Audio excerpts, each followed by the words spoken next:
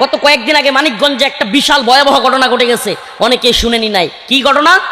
মুসলমান গার্মেন্টসে সোয়েটারে চাকরি করে, মুসলমান গার্মেন্টস সোয়েটারে হিন্দুদের সাথে, অনেক হিন্দুরাও চাকরি করে না, সম্পর্ক তৈরি হয়েছে। সম্পর্ক তৈরি হওয়ার পরে ওই মানিকগঞ্জে হিন্দুর বাড়িতে একসাথে থাকে, বেড়াইতে গেছে মুসলিম মহিলা এবং পুরুষ। ওই মানিকগঞ্জে যাওয়ার পরে ওই মুসলিম মহিলাকে ওই বাড়ির হিন্দু পরিবারের লোক সহ একাধিক কয়েকজন মিলে সংঘবদ্ধ দর্শন করছে। কয়জন জানেন? মিডিয়াতে কোনো আওয়াজ আছে? আচ্ছা বলেন, একটা মুসলিম মহিলা সংঘবদ্ধভাবে হিন্দুদের চাইতে ধর্ষিতা হয়েছে, এটা কি চারটেখানি বিষয়? আমার আপনার পরিবারের কোনো মা বোনের সাথে যদি এরকম হইতো, সংঘবদ্ধভাবে হিন্দুরা দর্শন করতো, এই জীবন দেখাইতে পারতাম মানুষের সামনে? বলেন না। অথচ এই মিডিয়ার কোনো হইচই নাই, এই মিডিয়ার কোনো আওয়াজ নাই, এই মিডিয়ার কোনো কথা নাই। বাংলাদেশে আওয়ামী লীগের সময়ে এমনও গেছে, ওলামায়ে কেরামকে বেরি পড়াইয়া, রশি লাগাইয়া, হাত করা পড়াইয়া, গরুর রশি দিয়া বিশাল বড় বেরি লাগাইয়া, হেলমেট লাগাইয়া একেবারে কুরবানি সার গরুর মতো টেনে টেনে নিছে। জুলুম করে নাই? এমনও জুলুম হয়েছে যে ফাঁসি দিছে, অন্যায়ভাবে ফাঁসি দিছে, ওই আসামির কবরে গিয়াও জুতা মারতেছে। নাউজুবিল্লাহ। কুমিল্লার ঘটনা। প্রিয় ভাইরা আমার, বন্ধুগণ আমার, ওগুলো করা দল এখন আইসা মানবতার কথা কইয়া চিল্লায়। অসংখ্য মানুষ কারাগারে থেকে জানাজা পড়তে পারে নাই, মায়ের জানাজা, ভাইয়ের জানাজা, স্ত্রীর জানাজা পড়তে পারে নাই, আমাদের সাথে ছিল। আমি নিজে ভিকটিম, আমার আপন চাচাতো ভাই, আমার চাচা, আরো অসংখ্য পরিবারের লোক হারিয়েছি, জানাজা পড়তে পারি নাই। কিন্তু এই মিডিয়া কোনোদিন কোনো তুলপার করে নাই, কোনোদিন কোনো কথা বলে নাই। আমরা বলছি না যে আওয়ামী লীগের কোনো লোক মারা গেলে তারেও জানাজায় শরীক হইতে দিয়েন না, নাউজুবিল্লাহ। এত বর্বর আমরা না, এত জালেম আমরা না।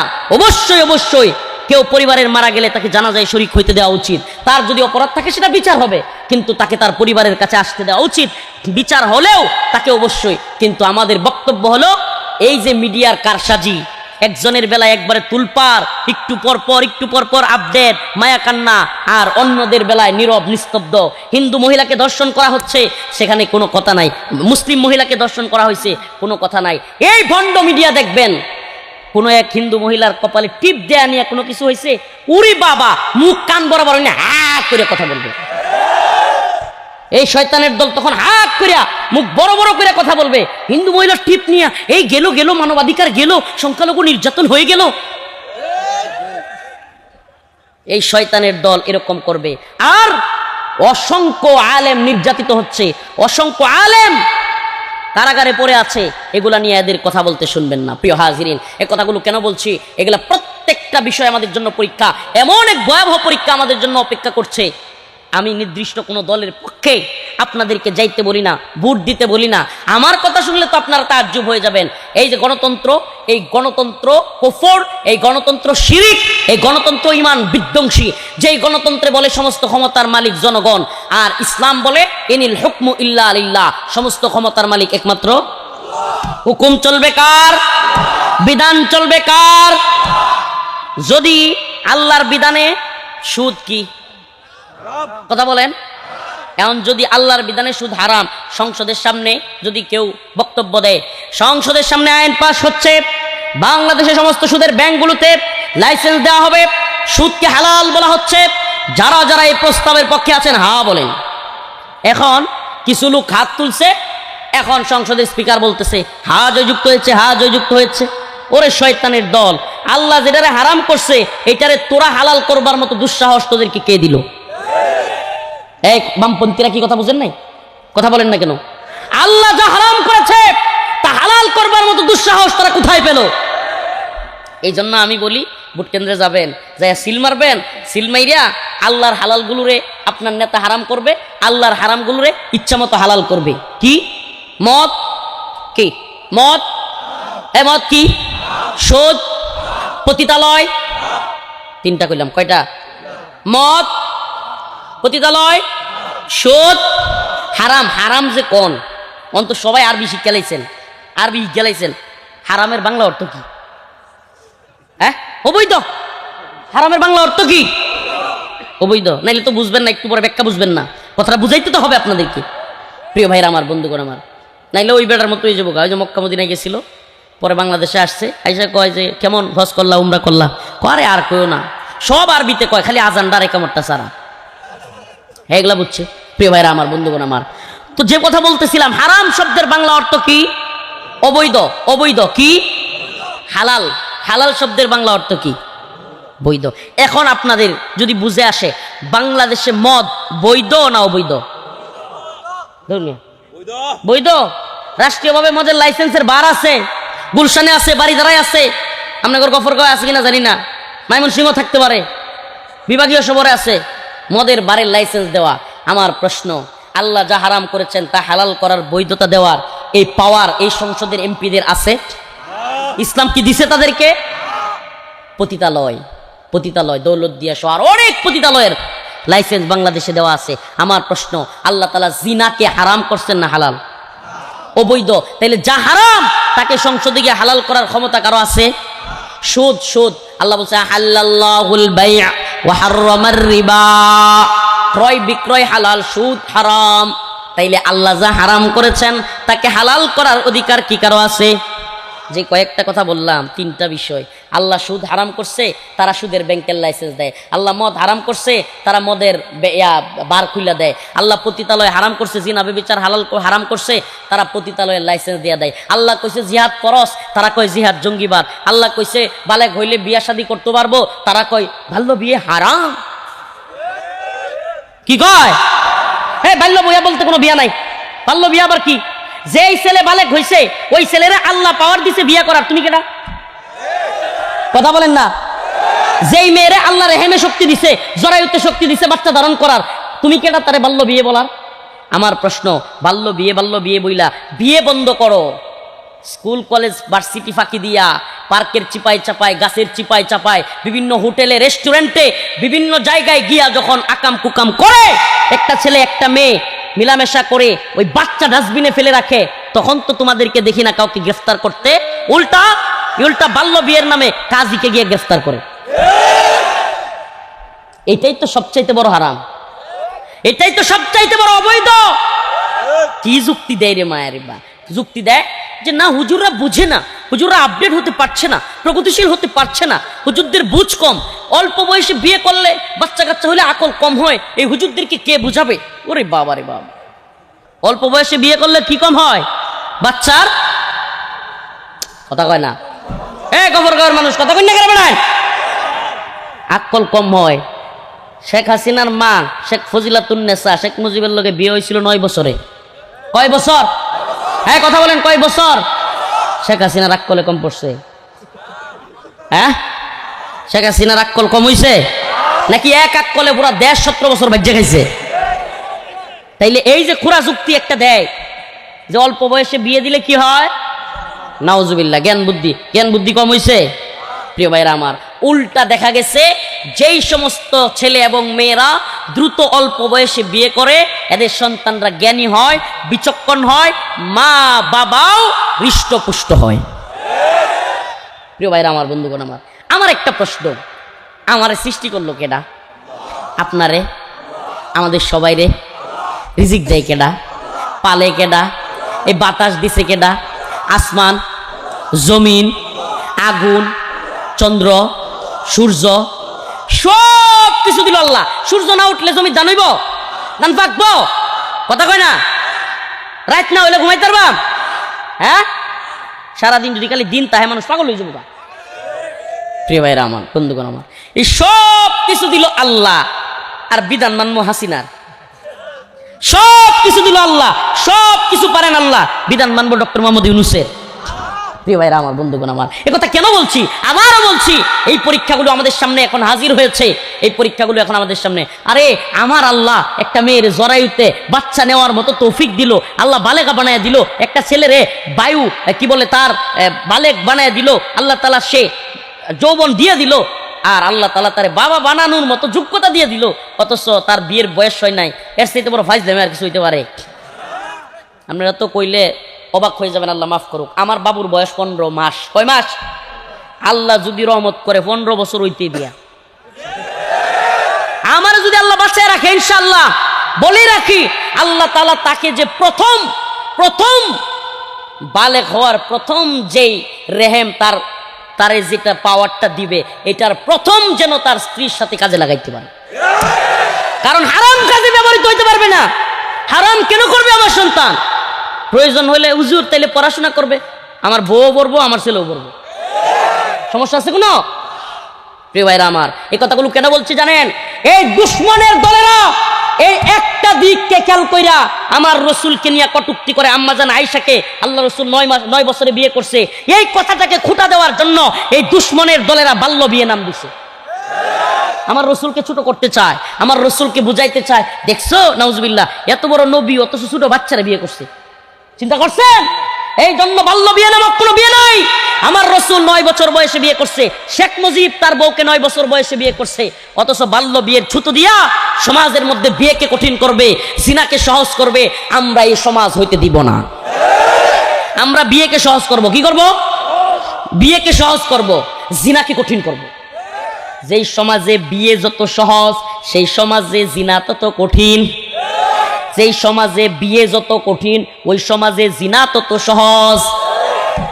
মিলায় দেখবেন, মিলায় দেখবেন। যেই বাড়ির পোলাপান অল্প বয়সে বিয়ে করে, দেখবেন ওই বাড়ির পোলাপান ভালো আছে। জিনা বেবিচার পালায় যাওয়ার দরকার নাই, হোটেল রেস্টুরেন্ট এনে হেনে যাওয়ার দরকার নাই। সুবহানাল্লাহ, ঘরে বউ আছে মাশাআল্লাহ। যদি সংস্থা থাকে, অবস্থান থাকে, একটার জায়গায় 2টা করে দিবেন আল্লাহ। আস্তে আমার মা বোনেরা কিন্তু খেপা রাগ করে নেব।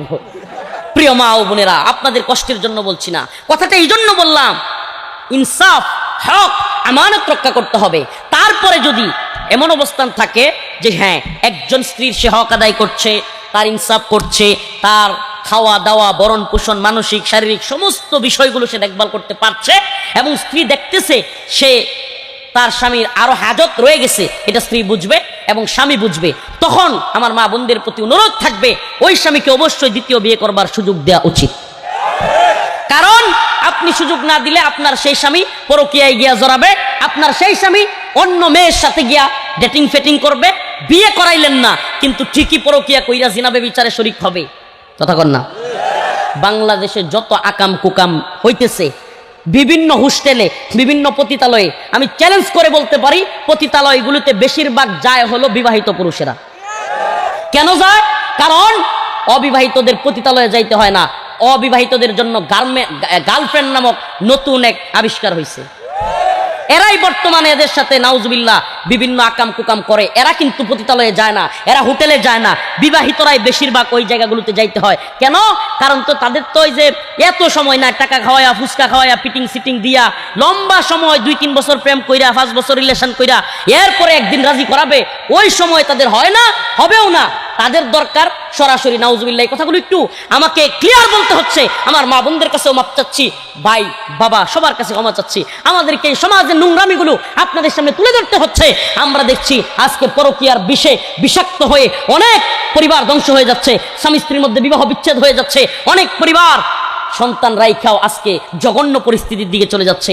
এই পরিস্থিতি একমাত্র এড়াইতে পারে যেই পথ, ফানকিহু মা তাবা লাকুম মিনান নিসা মাসনা ওয়া সুলাসা ওয়া রুবা। আল্লাহ বলেছেন, আল্লাহর কথা, আমার কথা না রে বাবা, আল্লাহর কথা। ফানকিহু, তোমরা বিয়ে করো। কি করো? সুবহানাল্লাহ, তোমরা কি করো? বাবা চাচাদেরকে বলি, মা চাচিদেরকে বলি, আমার যুবক ভাইদেরকে, যুবতী বোনদেরকে দ্রুত বিয়ের ব্যবস্থা করে দেন। দেখতে দেখতে আরো একটা শীত চলে গেল। আমার যুবক ভাইরা, যুবতী বোনেরা কেন বিবাহ ব্যতীত থাকবে? অবশ্যই অবশ্যই তাদেরকে বিয়ে দিতে হবে। আমার মাঝে মাঝে মন চাই কি জানেন, এই নির্বাচনী মিছিল মিটিং বাদ দিয়া আমি একটা বিশেষ একটা সংস্থা চালু করি এবং বিশেষ একটা ক্যাম্পেইন চালু করি, দ্রুত বিয়ে দেওয়ার ক্যাম্পেইন। এটা আমার বিরাট আশা। আমার মন চায় যে আমাকে যদি কেউ হেল্প করে, অনলাইনে অফলাইনে সব লাইনে দ্রুত বিয়ের জন্য যে যুবকেরা যোগাযোগ করবে, যে যুবতী আমাদের বোনেরা যোগাযোগ করবে, কুফু বিলাইয়া ইনশাল্লাহ আমরা বিয়ের ব্যবস্থা করে দিব। এটা কেন মনে চাই জানেন? এই সমাজে যদি জিনা ব্যভিচার কমে, হারাম কাজ কমে, অবৈধ মেলামেশা কমে, কোনো জারজ সন্তান তৈরি হবে না, কোনো কুলাঙ্গার তৈরি হবে না, দেশ জাতির বিরুদ্ধে, ইসলামের বিরুদ্ধে যাওয়া নাস্তিক মুরতাদ তৈরি হবে না, হারাম জাদা তৈরি হবে না, হালাল সন্তান তৈরি হবে। মুহাম্মদ বিন কাসেম, সুলতান মাহমুদ গজনবী, সুলতান সালাউদ্দিন আইয়ুবীর মতো বীর পুরুষ জন্ম নিবে। এই হারামজাদারা কি ভালো হয়? যেগুলোর মা বাবা অবৈধ মেলামেশা করে, পেট যেই মায়েরার যেই বোনেরার পেট পর পুরুষ দেখে, ওই পেট থেকে কি আব্দুল কাদের জিলানী হবে? ওই পেট থেকে হুসেন আহমদ মাদানী হবে? ওই পেট থেকে শামসুল হক ফরিদপুরি হবে? চ্যালেঞ্জ করে বললাম হবে না। যেই পেট জীবনে কোনো পর পুরুষ দেখে নাই, ওই পেট থেকে আল্লাহর ওলি জন্ম নিবে। অতএব কখন আমরা সমাজকে ভালো করতে পারবো? যখন আমাদের সমাজে বিয়েকে সহজ করা হবে। দেখেন, মজার জন্য বলছি না, কাউকে কষ্ট দেওয়ার জন্য বলছি না, এটা কোনো খামখেয়ালির বিষয় না রে ভাই। হারাম, হারাম তো হারাম। আচ্ছা, আপনি হারাম করতেছেন আবার জান্নাতের আশা করেন, এটা কিভাবে হইতে পারে? আল কাইসু মান দানা নাফসাহু ওয়া আমিলা লিমা বাদাল মাউত ওয়াল আজিজু মান আতবা নাফসাহু হাওয়াহা ওয়া তামান্না আলাল্লাহ। আল্লাহ রাব্বুল আলামিন, আল্লাহ রাসূল সাল্লাল্লাহু আলাইহি ওয়াসাল্লাম বলেন, আল কাইসু মান দানা নাফসাহু ওয়া আমিলা লিমা বাদাল মাউত। জ্ঞানী তো সেই ব্যক্তি, জ্ঞানী তো সেই ব্যক্তি, বিচক্ষণ তো সেই ব্যক্তি যে তার কবরে যাওয়ার আগে, মৃত্যুবরণ করবার আগেই তার সামানা তৈরি করে। কি তৈরি করে? মৃত্যুর আগে যে সামানা তৈরি করে, আমল তৈরি করে, সেই হলো জ্ঞানী। ওয়ালা আজিজু মান আতবা নাফসাহু হাওয়াহা ওয়া তামান্না আলাল্লাহ। আর নির্বোধ বোকা তো সেই ব্যক্তি যে কিনা দুনিয়ায় খালি আশা করে, ওয়া তামান্না আলাল্লাহ, কিন্তু নেক আমল করে না। নেক আমল নেই, আল্লাহর কাজ নাই, খালি নাফরমানি। ছেলেরা বিয়ে করে না, মেয়েরা বিয়ে দেয় না, মেয়ে গিয়ে আরেক ছেলের লগে ডেটিং মারে, ছেলে গিয়ে আরেক মেয়ের লগে ডেটিং মারে। প্রিয় ভাইরা আমার, ওই চাচা যদি নামাজও পড়ে, আল্লাহর কাছ থেকে সে জবাবদিহির আওতার থেকে খালি হবে না, খালি হবে না, এটা মনে রাখতে হবে। প্রিয় ভাইরা আমার, যে আয়াত তিলাওয়াত করেছিলাম, আল্লাহ তাআলা বলেন, ইয়া আইয়ুহাল্লাযীনা আমানুস্তাঈনু বিস-সাবরি ওয়াস-সালাহ। আয়াতের তরজমা করে, তাফসীর করে সংক্ষিপ্তভাবে আমি শেষ করতে যাচ্ছি। আল্লাহ পাক বলেন, ইয়া আইয়ুহাল্লাযীনা আমানু, হে ঈমানদাররা, ইস্তাঈনু, তোমরা আল্লাহর কাছে চাও, বিস-সাবরি ওয়াস-সালাহ, সবর এবং নামাজের মাধ্যমে। হে যুবক ভাইরা, হে যুবতী বোনেরা, যাদের বিয়ে হচ্ছে না, আল্লাহ পাকের কাছে চাইবা। কার কাছে? কেমনে চাইবা? নামাজের মাধ্যমে, রোজার মাধ্যমে, সবরের মাধ্যমে, পরীক্ষিত আমল। পরীক্ষিত আমল বলে যায় আল্লাহর কাছে। কোনো ব্যক্তি যদি, এই যুবকেরা, সোমবার বৃহস্পতিবার কন্টিনিউ রোজা রাখে, কিবার কিবার? সোমবার বৃহস্পতিবার কন্টিনিউ রোজা রাখবে, আল্লাহর কাছে দোয়া করবে, আল্লাহর কাছে চাইবে, সবর করবে, ইনশাআল্লাহ দ্রুতই তোমাকে পরীক্ষিত আমল, পরীক্ষিত আমল। জেলখানায় আমি গুনাহগার মানুষ, কিন্তু কয়েকদিন করছিলাম, আলহামদুলিল্লাহ বের হওয়ার 8 দিনের মধ্যে বিয়ে করতে পারছি, আলহামদুলিল্লাহ বলেন। যুবকদেরকে বলছি, সোমবার বৃহস্পতিবার নফল রোজা রাখবেন, আল্লাহর কাছে চাইবেন, অচিরেই আবেদা সালেহা নেককার সুন্দরী স্ত্রীর ব্যবস্থা কে করে দিবেন? কে করে দিবেন? কয় হুজুর রিজিকের ব্যবস্থা এটাও আল্লাহ করবে। সুবহানাল্লাহ। কে করব? চাকরি, ব্যবসা, সবকিছুতে বরকত দিতে পারেন কে? মুনাফিকি যদি না থাকে, বিশ্বাস থাকে, আল্লাহর কাছে ছায়া দেখেন, আল্লাহ কাউরে ফিরিয়ে দেয় না। কসম করে বলি, কাফারা দিতে হবে না। কারাগারে যা চেয়েছি মাওলা পাক তা তো দিয়েছেন, আরো বেশি দিয়েছেন।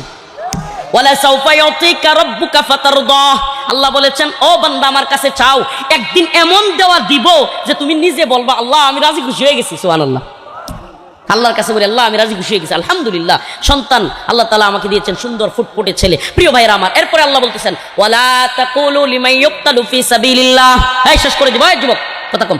ওয়ালা তাকুলু লিমান ইউকতালু ফি সাবিলিল্লাহি আমওয়াত বাল আহইয়া। আল্লাহ বলেন, যারা আল্লাহর পথে জীবন দেয়, যারা দ্বীনের জন্য জীবন দেয়, যারা শহীদ হয়, তাদেরকে তোমরা মৃত বলিও না, বাল আহইয়া, তারা তো জীবিত, তারা মরে নাই।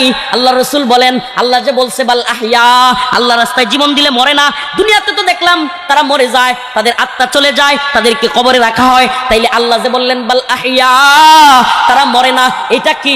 এটা হলো এই আল্লাহ রাসূল কি দান করবেন, ওই জিন্দেগির নাম হলো বারজাখ। আল্লাহ রাসূল বলেন, বারজাখের জিন্দেগি এত সুন্দর জিন্দেগি, আল্লাহ পাক এই দুনিয়া থেকে এই মানুষটার যে শহীদ হবে, তার আত্মাটাকে জান্নাতের একটা সবুজ পাখির মধ্যে ঢুকাইয়া দিবে। জান্নাতের সবুজ পাখিটা উড়তে থাকবে, ঘুরতে থাকবে, যেখানে মন চাই যেতে থাকবে, যা মন চাই খাইতে থাকবে, গুইরা গুইরা আল্লাহর